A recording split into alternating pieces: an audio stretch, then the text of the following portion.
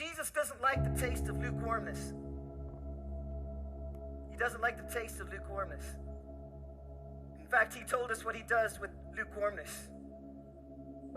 If there's anything that you and I should hate and despise more than anything else, it's lukewarmness.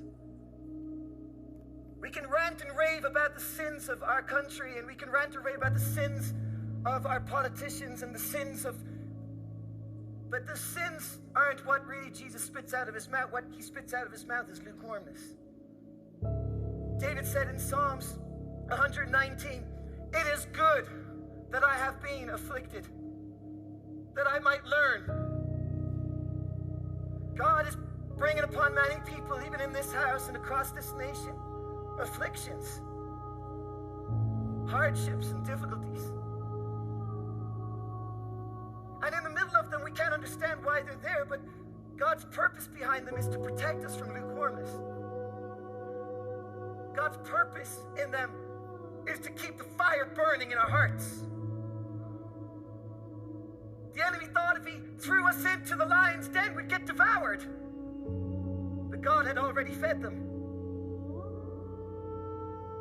The devil thought, I'll throw him into the furnace and make it as hot as I can. And only the Son of God turned up to show himself off.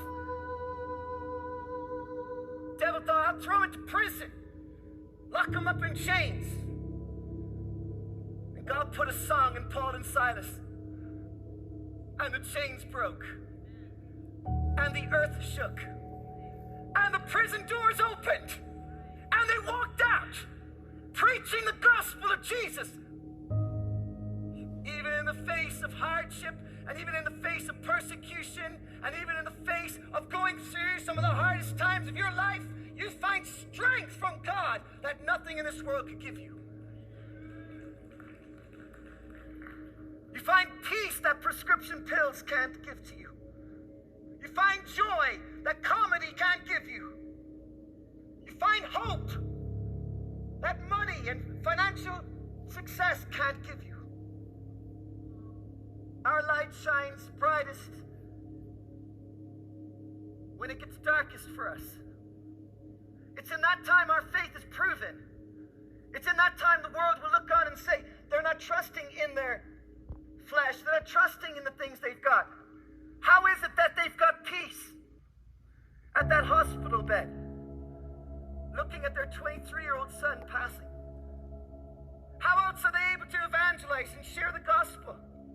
I just did a funeral for a 23-year-old, and I walked in as he was laid out on a life support machine. And the presence of God was so rich in the place, I was baptized in the Holy Ghost and began to speak in tongues. I said, what is happening in this room?